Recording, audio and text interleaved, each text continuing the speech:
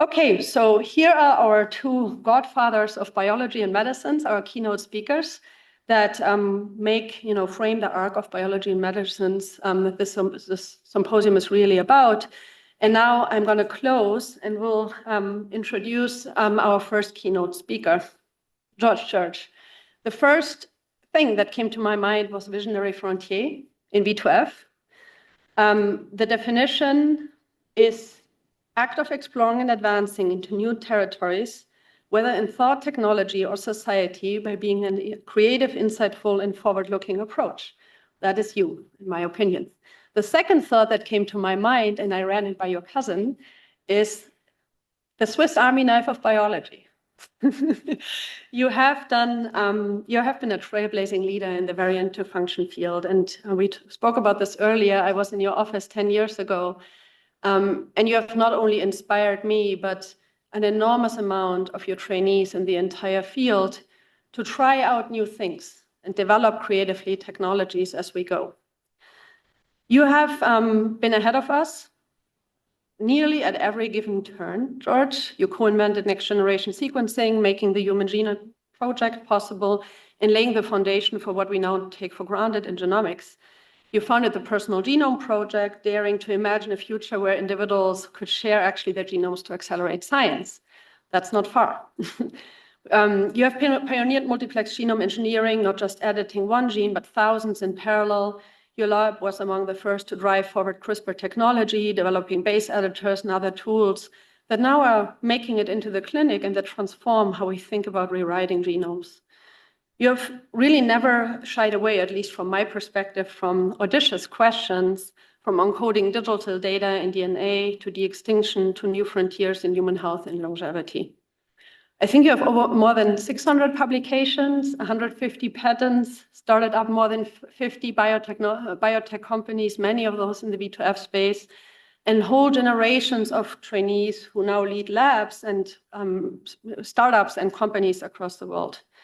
So this impact is multiplexed far beyond any single achievement. You're part of the Academy of Science, the National Academy of Science, the National Academy of Engineering, and so many more awards that will take an entire hour to just introduce you.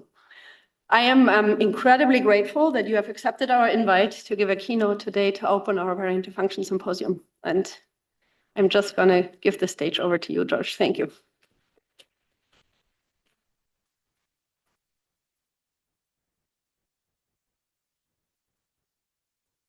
Yes, it's my great pleasure to be back again.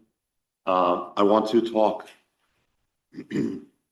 just like our previous speaker, I have gotten over a unknown, but not COVID and not flu A and B. And it makes me a little bit disappointed that I don't know the name of that virus, because we definitely have the technology to do it. And I similarly will show my disappointment we haven't sequenced everybody on the planet yet. But anyway, there's lots of positive news in this talk as well. Okay, so I want to talk about machine learning, AI, in particular, combined with multiplex libraries. We call this ML squared, and you'll see why the combination is far more powerful than anything separately. I think this audience in particular would know that. And I want to focus on new therapies. We're going, in some cases, straight to new therapies without full understanding of what we're doing. I will admit that, in the same sense that we started vaccination back in the 1700s before we knew that much about immunology and virology. Okay, this is where we are.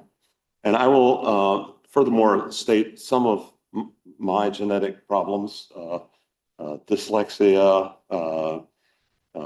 serpina, respiratory issues, and narcolepsy. And this is, I'm in good company here with Thomas Edison here, hanging out with the President of the United States back then. But my point of this slide is not that. It's that a lot of times what we find are simple Mendelian traits are not reflected in the population. There are low penetrance and complex modifiers, and so to a certain extent, almost everything. Almost every trait, disease or not, is complicated. And you can see all these genes were were looked at simultaneously in this paper, which I recommend. So there'll be three examples. One will be sleep, one will be height, and one more. And then this is one of the most well-studied traits, as you all know, because it's collected in a lot of GWAS studies on other things. And this is an intermediate point quite a few years ago, showing 9,500 SNPs. But the important thing here is, again, that the therapies don't necessarily correspond to fixing the SNP or fixing the gene that the SNP is in. It very often is something quite different. And in fact, there are over half a dozen different therapies that involve growth hormone that have to do with this polygenic, I won't call it disease, it's a trait, but there are nevertheless medical treatments for it. They aren't related necessarily to the alleles that cause them. And the final one is aging. Age-related diseases are going to kill 90% of us, probably, and it's very complicated. But I think it's well within our range, and with exponential technologies that we'll be discussing in a second, it looks like it's happening faster and faster. Here's a nice study from not from my lab, but from my colleague Vadim Gadashev, whom I collaborate, on centenarians. And the story wasn't that there's one key regulator gene that we just had to figure out for aging. It's more that there's a depletion of serious loss of function germline mutations that may not be so serious depending on how many doses you have, but contribute to age-related disease.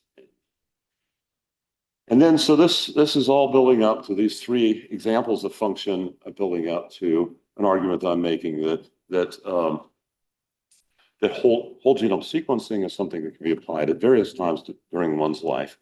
And the goal there is prevention, not necessarily figuring out mechanism and so forth. And Orchid Health, for example, is one of my companies that does whole genome sequencing on every single in vitro fertilization embryo that goes through the clinic.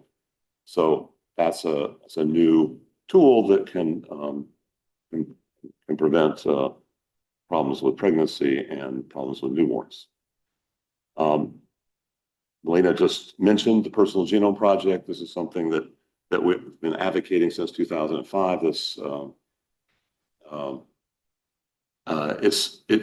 still an unusual project. I don't know whether it's still unique, but the idea was to do whole genome sequencing with full medical records and multiomics, not de-identified, specifically consented for fully open, integrated, and even commercial use. A lot of the resources we have in the genomics community do not allow commercial use as a default state. And as a consequence of that consenting mechanism, we were approved by the NIST and FDA for genome in a bottle. Two of our trios are now fully sequenced just recently, thanks to the TDT consortium and so forth. They have a Q100. That's a fairly rare quality level of 1 in 10 billion. And it's just because they happen to be hanging out in this open project that they were selected, one Ashkenazi trio and one Han Chinese trio. Critical assessment of genome interpretation, Genome Project Write, which is still just taking off recently, the ENCODE project, courses, various sorts, 3 and 4D structure of nuclei, and various stem cell banks, and even some companies, again, because we didn't forbid commercial use in the consenting mechanism. Anyway, well, everything I'll mention about translation into commercial use starts with this Personal Genome Project as the source of the biomedical materials. So we'll talk about just quickly about where we are on analytic and synthetic. Synthetic is mostly what I do, but we did. So this has been improving faster than Moore's Law for, since the 80s or before. And it jumped up a little bit. I would say this is mostly due to multiplexing. And even synthesis, it continues. We're making libraries in the order of 10 to the 17th yet. They're not fully utilized yet, but and we introduced these multiplex chip synthesis in 2004, and it really wasn't picked up on by groups outside of our collaborators here at the Broad and at Harvard Medical School in general for about a decade. Then nanopore sequencing, you all know this, and fluorescence microscopy sequencing, which is sometimes called fluorescent next-gen sequencing, and it bled over as a single fibroblast cell which each of the GATC for color is recited as a barcode indicating the RNA type. But we've worked with Complete Genomics, now MGI, with Illumina, with 10x Genomics, which is now spatial omics, which gives us 3D DNA, RNA, and protein at resolutions up to 20 nanometers. And actually, we just published one at 2 nanometer resolution with turf microscopy. Okay, so gene therapies and aging. I'm interested in affordable technologies, both now the reading genomes is 20 million times cheaper and considerably higher quality. But what about therapies, and especially gene therapies? When I entered gene therapy field many years ago, I was concerned that I might not be able to do, or we may not be able to do for gene therapies what we did for gene sequencing, because it has gone up by 8-fold in 8 years. That's the opposite direction. So it's now $4 million a dose.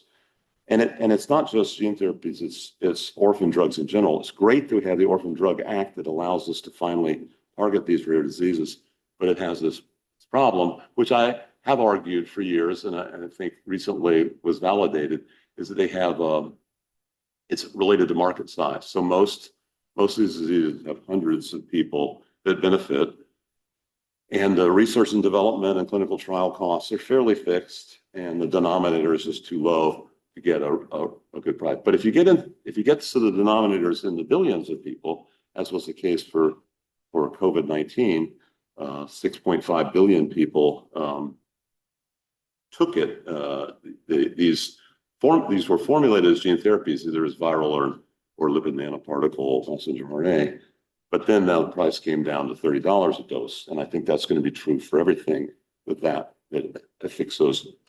It's either a common disease or can be formulated, approached as a common disease. And the other big one, which I've already mentioned, age-related diseases. So I'm going to focus in on that a bit. We know quite a bit, so this sort of have to be full. There's a lot of ignorance about the biochemistry of age-related diseases. There's a lot known. And the key of synthetic biology and engineering in general is to get started on it while we're still half ignorant. And so this is just a simple cartoon with the extracellular matrix at the top, and then lipid bilayer and the cytoplasm, and it's all signaling and organelles, especially the organelle nucleus, and some of our favorite actors in here, like OSK, which are the Yamanaka factors, and then we picked we did 48 gene therapies, and by we I mean Noah Davison, who I'll mention again in a moment. 48 gene therapies simultaneously as a postdoc. I was amazed at how quickly that went. And then we picked a set of 3 subsets: fibroblast growth factor 21, TGF-beta 2 receptor soluble form, so not the natural form, and then alpha klotho, or ATF, we'll call that for short, and OSK for these 3 in the nucleus. So these were picked to be secreted. We knew that you could transfer some youthfulness via blood from young animals to old animals, and we just took a guess that these 3, since they were secreted and they passed this gene therapy test that I'll show you just in a moment. And we wanted them to be expressed in the livers, which is one of the easier things to do. And we want them to be tested not with biomarkers or gene aging clocks, but with age-related disease models. So one is the high caloric Western diet for these mice where they get about double their size. And then these are the various combinations of these three genes. We're delivering them separately in independent AAV vectors. And you can see it's focused especially on the red and the pink, which are doing well in both the obesity and diabetes models, and also in this kidney obstruction model where it starts out with a normal kidney and then recovers. So we took this, Noah here, took this into preclinical and toward clinical trials now from both human and dogs. For example, mitral valve disease. You can see the various indications we're following here have relatively little to do with each other than that they're all age-related diseases. And we use both the ATF triple combinations as triple gene therapy and OSK.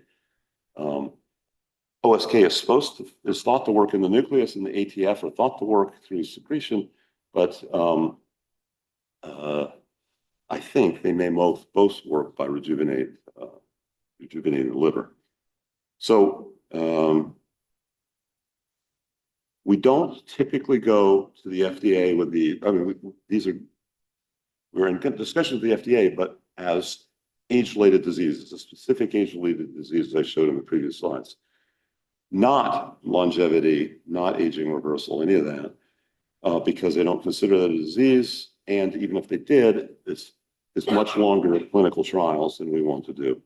So, but nevertheless, we do on occasion take the preclinical trials and let them go on and turn it into a lifespan trial. Again, this is not for the FDA, this is just for publication purposes, and this was published in Cellular Reprogramming. And here we have this triple gene therapy. And I should mention, I think since aging is complicated enough, there may be some magic bullet, single gene, single small molecule, or even, but we think it's a case for polypharmacy, where we have to get all of the whack-a-mole done at once, or nearly at once. So anyway, this is a triple therapy of the Yamanaka reprogramming factors. And we applied the dose very late in the life of these animals, at the point where half of them were dying under good laboratory conditions, dying of old age. And we nevertheless get this big improvement where blue is the experimental and black is the control animals. So about 50% extension of life from this midpoint of death. So, let's talk about the role of machine learning in all the things I've been talking about. I'm going to frame it in terms of delivery, but it applies to almost everything else we do as well, and have been doing for years. Here we're looking at tissue tropisms, immune reaction, pharmacokinetics, pharmacodynamics, doing it rodent and in primate models, you see in the next slide. And these are some of the new vectors, AAV vectors that we've developed with their code names here. And they either for brain or specific for neurons, muscle, and so on. And here is where we look through every possible combination of every possible amino acid substitution at every position along the capsid.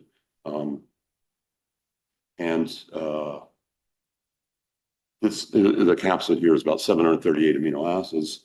And then we went to higher levels, not just single amino acid changes, but multiple, up to 28 at a time. Now, obviously, you know that the combinatorics blows up when you're about 3 or 4 at a time, especially if you're letting them be anywhere in the 738 amino acids. But I'll show you how that, I'm sorry. In that one, I think you all intuitively know that red means that it's much stronger than wild type, and blue might mean much weaker. And the winners of the mutants that win are in different places for the different tissues. So I'll show you a specific example here. We're comparing it to what was the very best in the field at the time. It was everybody's go-to for brain and neural delivery. And we use this combination of machine learning and multiplex libraries to inject. We went straight to primates. We did not do in vitro or yeast display or mouse or anything. We went straight to 2 different primate species and injected 1 million different designs. So these are all designed by machine learning. They were not randomized by PCR or anything, any other random thing. Every single one of the million was designed, which meant, and you'll see in the next slide exactly what the consequence of that is. But here, the consequence we're focusing on is 100 times better than the previous best at targeting the brain. You can see these are allegedly at the same intensity before the previous winner and this new one called BCAP1 or HC9. And we detargeted the liver tenfold. Now, detargeting the liver is quite important. You want to keep the dosage as low as possible. And if a lot of the material is going to be sequestered in the liver, you both lose it from where you want to target, but it's also a chance of having toxicity in the liver. So that detargeting was important. And so the way that we got these large libraries, and the reason we use machine learning to design them, is that when we don't use machine learning or use poor models, we get a difficulty where this is the percent changes in the we looked at a domain of 28 amino acids in this early experiment, asking how heavily we can bombard it. The last slide I showed we changed one at a time, all over 738 amino acids. Here we picked the surface domain of 28 amino acids, and we had trouble getting 3 or 4 amino acids at a time without breaking it, so that it didn't work as a virus capsid at all. If we use logistic regression and some other neural network methods, we could get out to 26, 27, 28, all 28 at once, and not just an example, but a whole library that were that radically changed. We hope that that sort of radical change without breaking the virus would allow us to get new tissues, and that's how we got the new tissues. And I just want to mention this is not limited to viral capsids. It can apply to all sorts of other categories of therapeutics and delivery methods. So, for example, proteins are a main one. And here, we didn't want to have a big, bulky capsid or nucleic acid hanging off of it as a barcode. We had the previous one. We had the benefit in the previous one that's natural for AAV. Here, we wanted a short peptide, which we call M codes, and we made thousands of these now. This just shows 96 of them and shows how clean we co-developed, co-machine learning and large library made pairs of binders and barcodes, and you can see there's almost no off diagonal binding in this combination of binders and barcodes. Here's a blow up showing it's really dark along the diagonal and target. And we've used this in a nonprofit, E11 Bio, which is doing a connectome at about 100 times higher efficiency than ever before.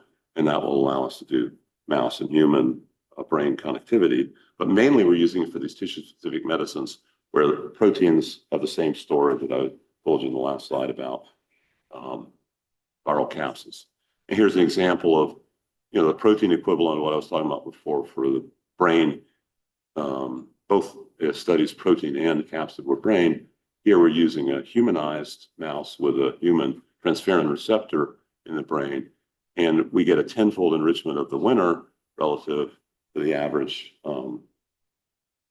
protein in this set. And in each case, we use multiple barcodes for the same protein to make sure it's not some barcode artifact. And what we find in vitro is very different from what we find in vivo, so we tend to do it in vivo as close to human as possible, either humanized mouse or primate. And so this ML squared, I think, is general. It's been the foundation of almost all our recent startups from my lab. I've already mentioned Dino Therapeutics with Eric and Manifold, thanks to Pierce and Gleb. Jura has written this preprint, which I encourage you to read. We haven't done much with it in terms of screening, but we have synthesized in the 17th designs without randomization, without much randomization. Helix Nano. Lila.ai is a local company that's focused not just on biotech, but on science in general. And one by one, we're going through fields where we'll pick an achievement of one of our colleague companies in fields that we know relatively little about and try to exceed them so for example, good-hearted competition with Moderna, which is a sibling company. And then finally, and I really want to open this up for questions, setting aside enough time for that. We just want to end on these cell and organ therapies. You all know that there's a human cell atlas and fantastic resources on transcription for a variety of different tissues, single cell sequencing and so forth.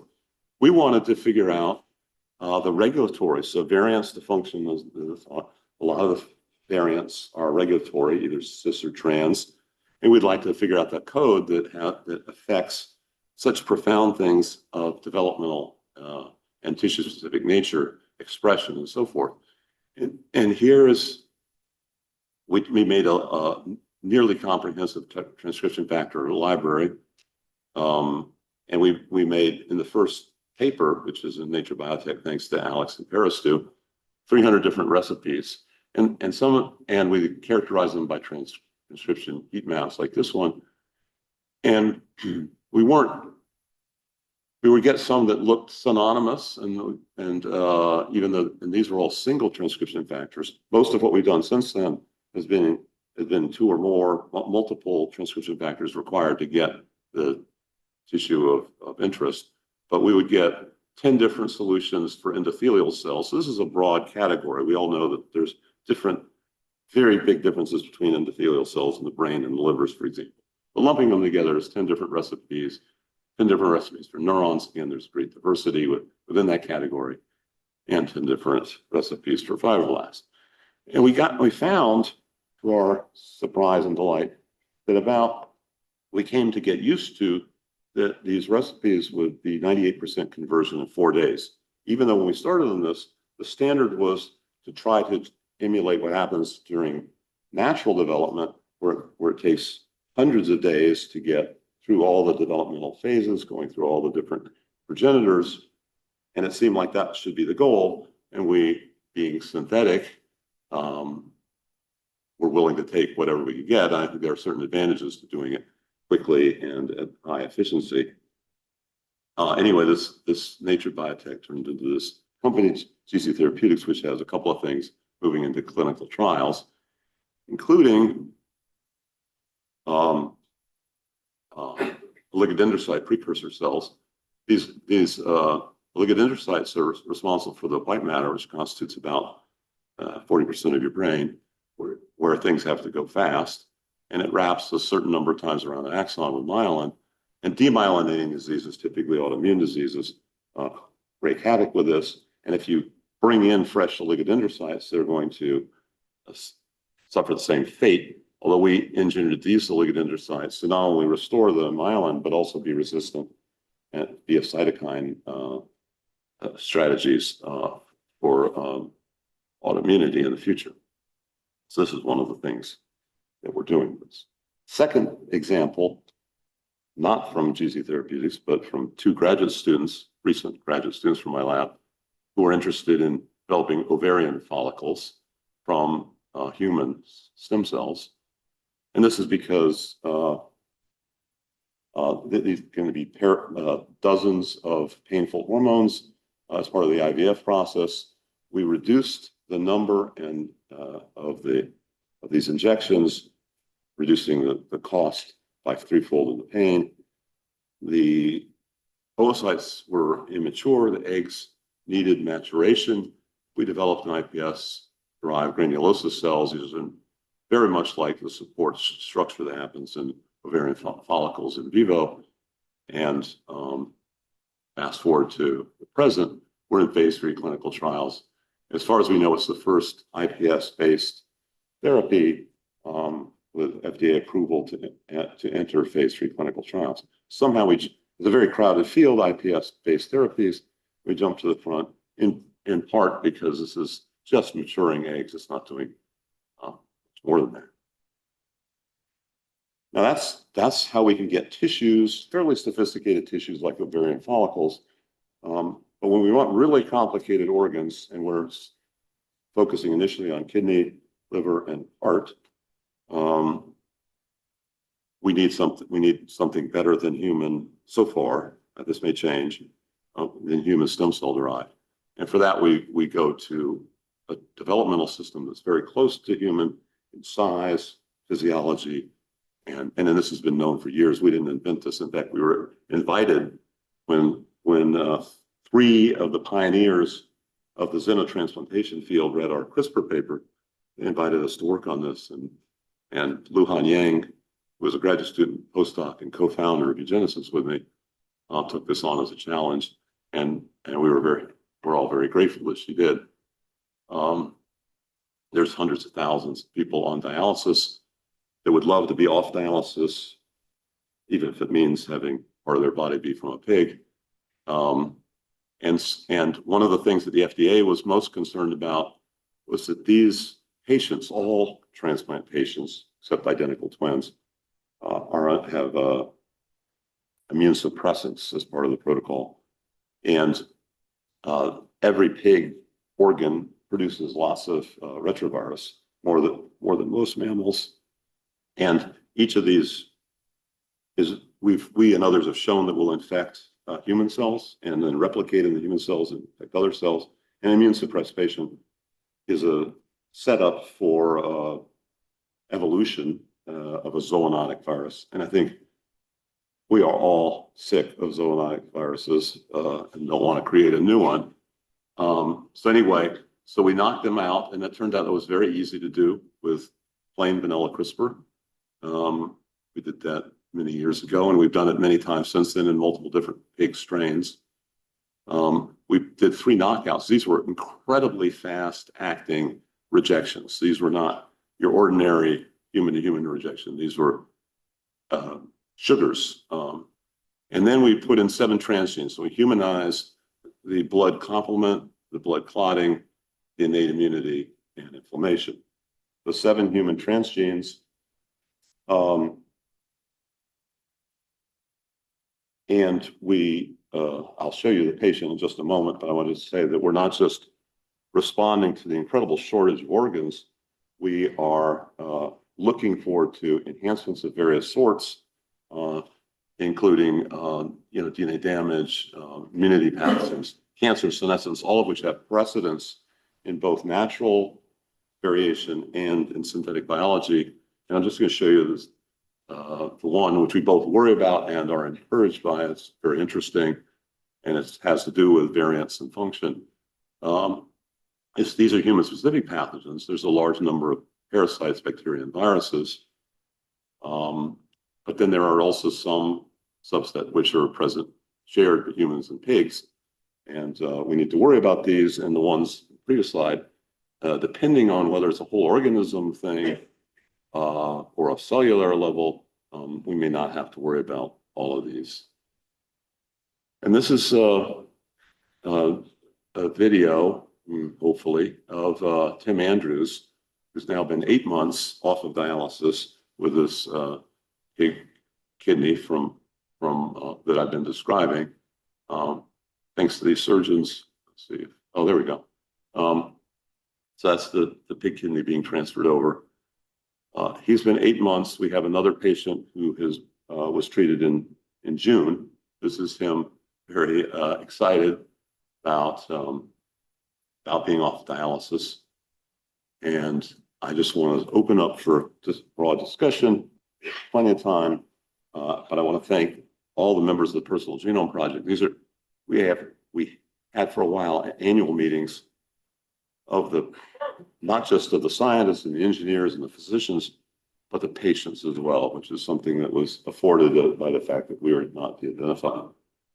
And then I also want to thank this is my alumni. This is not my actual lab size. This is alumni meeting. Okay, so open it up for questions.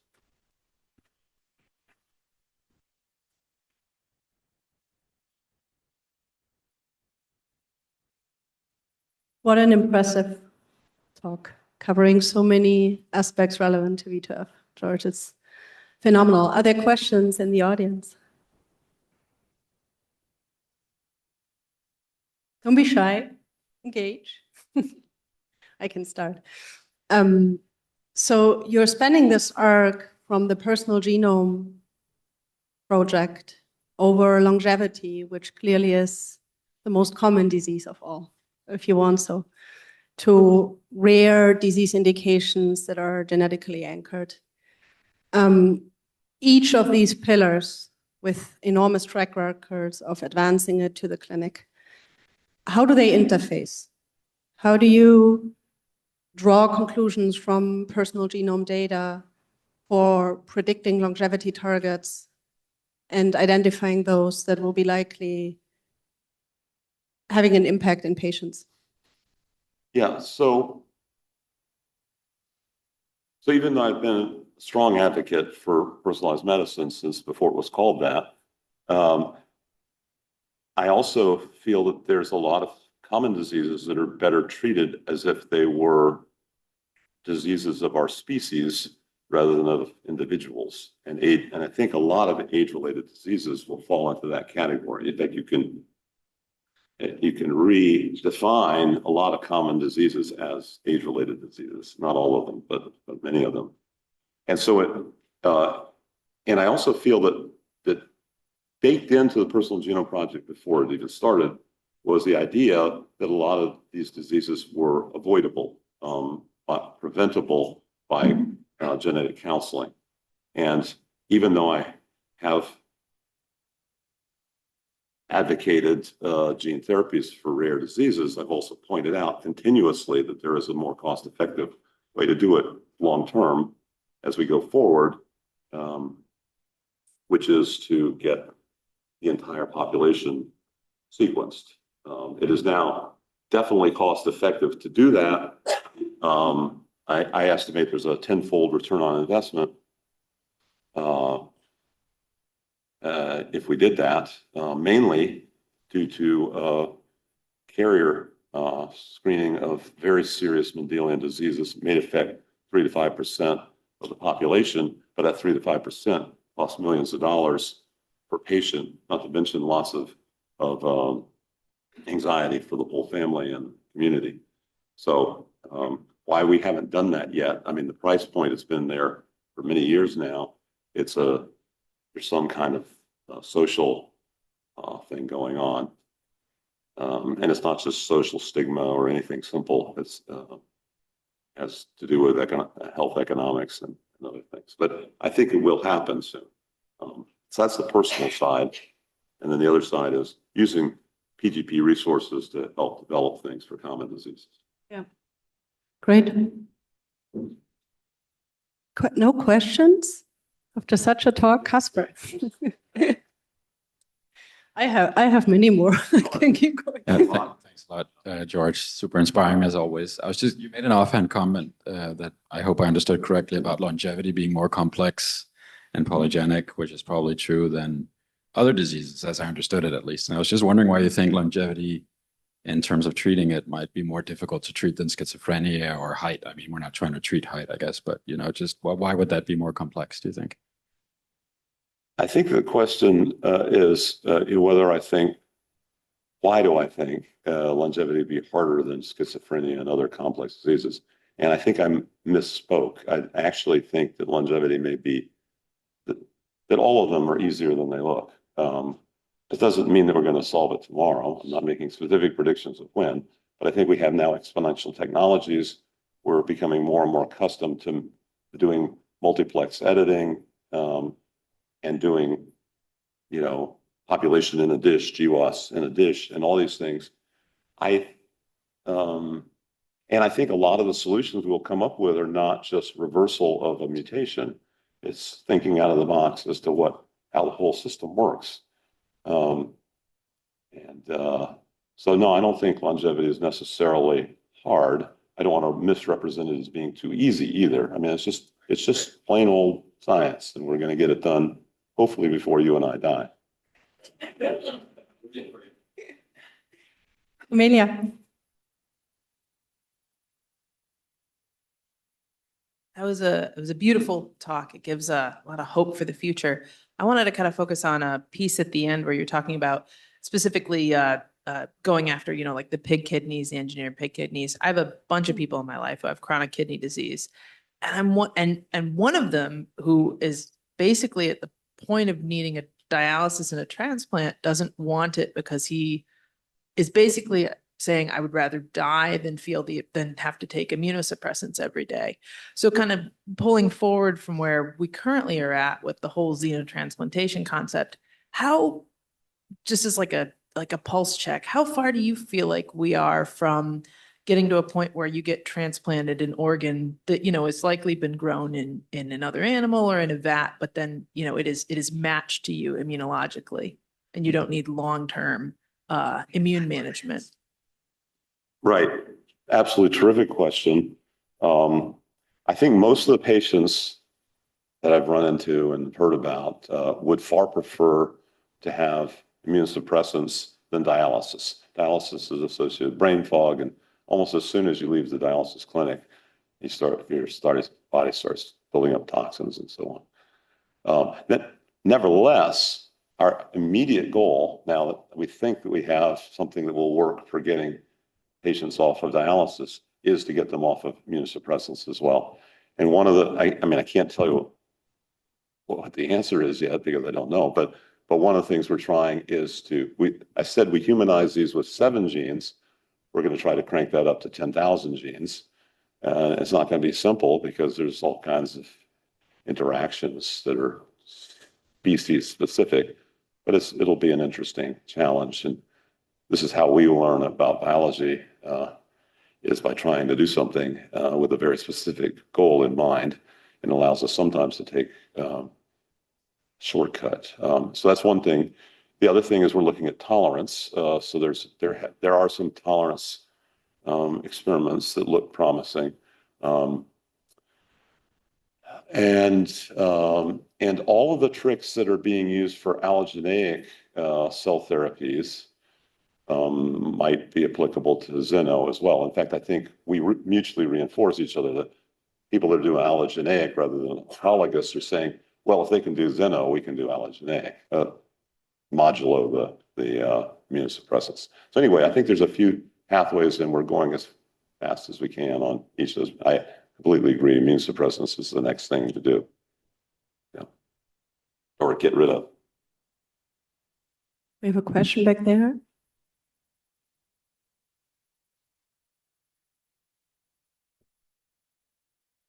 Hello, thank you so much for your time. So I just wanted to ask, because I'm curious about your thoughts. So as you discussed, AI and machine learning have shown a lot of promise in improving the drug development process over the past, decade, and even different applications before that. So I'm curious, what do you think are the current limitations in AI and machine learning applications in drug development that can and most likely will be improved in the next few or 5 years? Right. So there are many limitations that seem to be falling away quickly. There's a little bit of hype that we need to be cautious of. Excuse me. And I would say there are 2 kinds of categories of where you can apply AI. If you want to make a dichotomy here, one is where you're observing something that's so big you can't reproduce it in the laboratory, and then there's a set of things that are easy to reproduce and maybe even make libraries of millions and billions in the laboratory that are faithfully represent some aspect of mechanism or disease or therapy. Examples of big things are things that you can see in populations, for example, but things that you can do in the lab, which I focused on here, even the lab could involve primates, humanized primates, and so forth. I think that AI is limited by data, and especially so in human biology. And one of the things that Lila is doing differently than, I wouldn't say all, but most AI companies are scraping the internet, including PubMed and all sorts of very deep resources, but most of those resources were not designed with AI in mind. Even though AI is very flexible, it's not infinitely flexible, just like human minds are not infinitely flexible. And anyway, so as an alternative to just scraping the internet and PubMed, we're developing these big data sets in-house, recognizing that almost every new technology that comes online can almost immediately redo the last 2 years of work in its field, last infinity in its field in about 2 years or less. And so I think that's going to be, that is the main problem, and with a very obvious solution.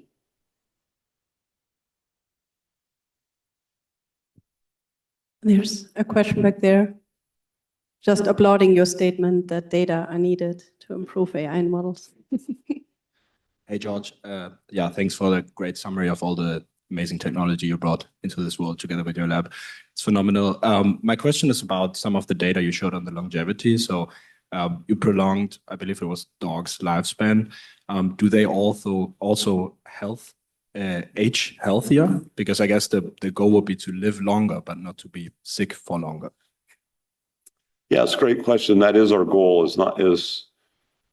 Is reversal of aging, age-related disease. It's certainly at a cellular level, the Yamanaka factors do reverse aging. I mean, that's for sure. That particular experiment you're referring to were the 3 of the Yamanaka factors, OS and K. The dosing was done very late in life, so they were very old, and I don't think there was well-documented reversal of those traits. The field is still young. I'm not, and you should not be discouraged at this point. Encouraged that we got them to live a little bit longer. And there are multiple other experiments I could go on. I could give an entire talk on work from many labs that are suddenly getting these survival curves that are going off far to the right. Great. Liz, sorry, you have to ask over the break. We have to cut it off now. Other than, could you give the V2F community 1 sentence of what you encourage us to think about in the embark on? Unprepared, but I would say AI, especially coupled with large libraries, to the extent you can do it in humanized, as close to human as possible. We've even used decedent models where you have humans whose surviving family have given permission for their body to be used in science. That's really as close as you can get without putting a human at risk. So humanized primates and decedents, I think, are a key component but you want to get as much data as possible out of each of those experiments. It shouldn't just be a one dose, one drug per, because primates and humans are extremely precious resources. So we try to get at least 1 million different drugs and multiple data points per drug in each of those precious samples. Thank you. Great, George. Thank you so much. Thanks, everyone. This was a wonderful first session.